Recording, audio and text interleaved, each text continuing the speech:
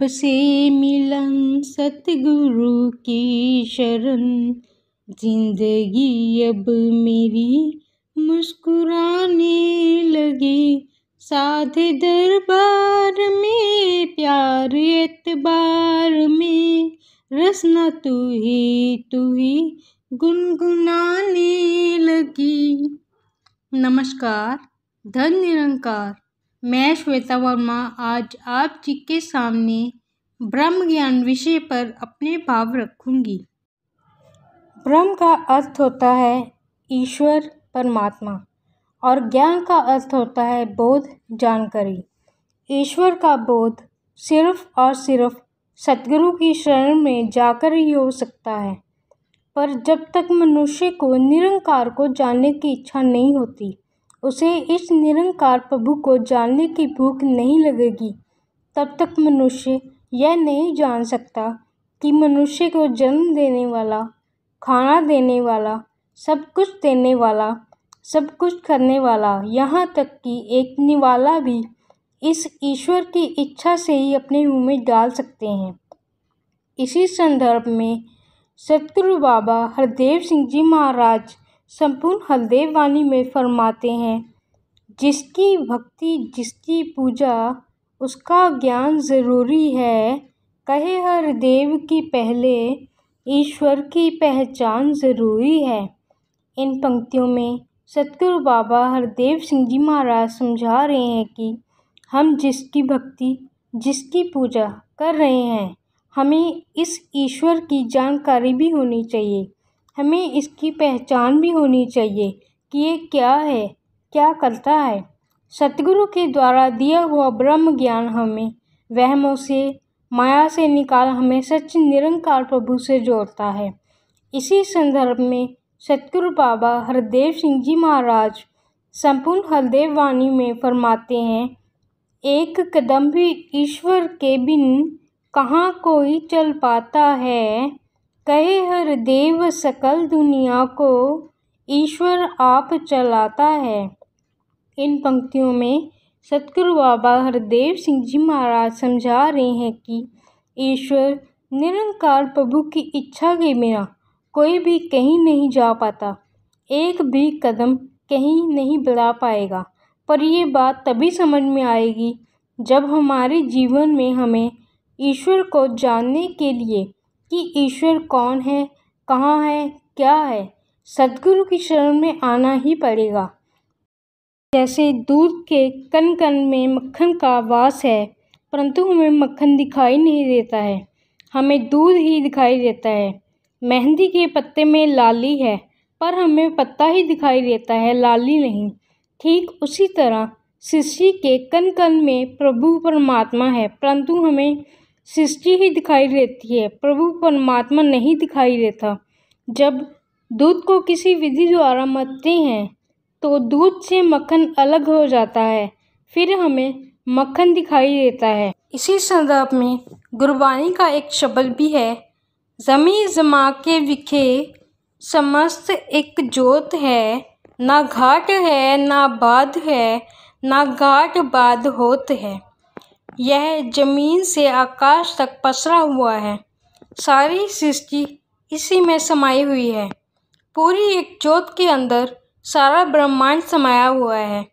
उसे ना हर्ष है, ना शोक है, ना ये हंसता है, ना ये रोता है, ना ये जागता है, ना जन्मता है। सृष्टि में सारा प्रकाश इसी का है, कोई स्थान इससे रिक्त नहीं है। ऐसा कोई स्थान नहीं जहाँ ये नहीं है। ये वक्त के साथ ना घटता है ना बढ़ता है। पूरी सृष्टि में ये समाया हुआ है, सिर्फ इसके नाम बदले हैं। कभी श्री कृष्ण, कभी अल्लाह, कभी मौला, तो कभी रहीम और बहुत सारे। इसके स्वरूप को कोई नहीं बदल सकता। आदिकाल में भी ये ऐसा ही है और आगे भी ये ऐसा ही रहेगा।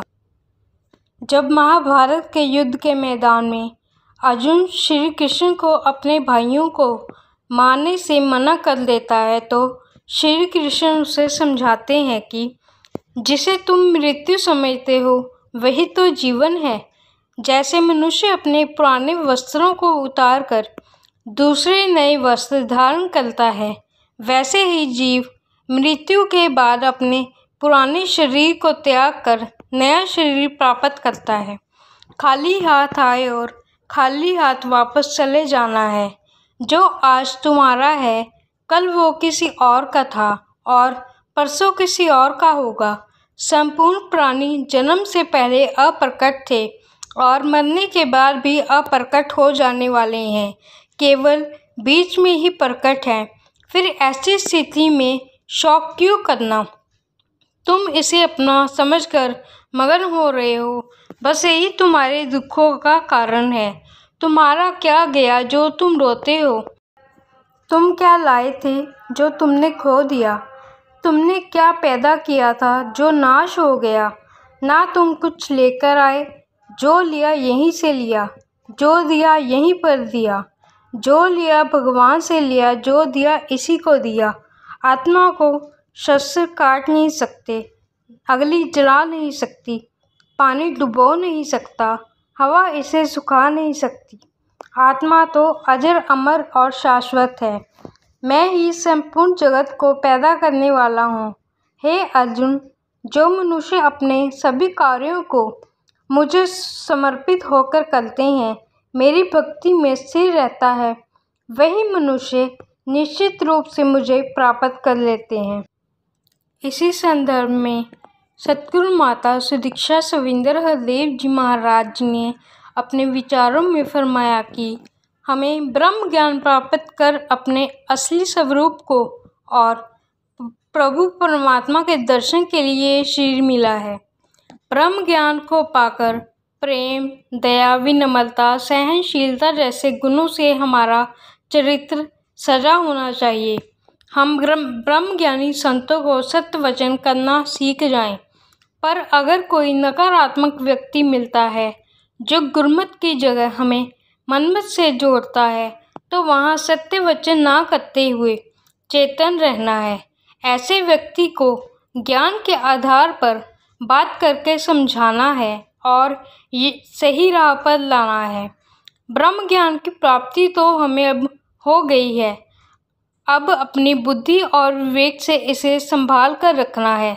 हर बार हम ये नहीं कह सकते कि कृपा करो, कृपा तो हो चुकी है। ब्रह्म ज्ञान के बाद अब शेष कुछ नहीं बचा। अब तो इस पर अमल करना है। छोटी छोटी बातों का अपने ऊपर असर नहीं होने देना। हर कर्म में 100% समर्पण करके उसका फल इस निरंकार पर छोड़ना है। जैसे गीत की पंक्तियाँ भी आती हैं, ब्रह्म ज्ञान दे कर जीना सिखाया, धरती ते झुक कर अंबरा बिछाया, ओ दिता अपने बराबर, दिता अपने बराबर, मानना भुलिए तेरा एहसान, ए अरदास सतगुरु माँ। जो ब्रह्म ज्ञान की दात सतगुरु ने हमें दी है, हे सतगुरु माता जी, हम सबको आशीर्वाद दीजिए कि हम उस दात को संभाल पाएँ। इन्हीं शब्दों से मैं श्वेता वर्मा लेती हूँ आपसे इजाज़त। कमेंट बॉक्स में कमेंट करके ज़रूर बताइए इस संदर्भ में आप जी के क्या विचार हैं। नमस्कार, धन निरंकार।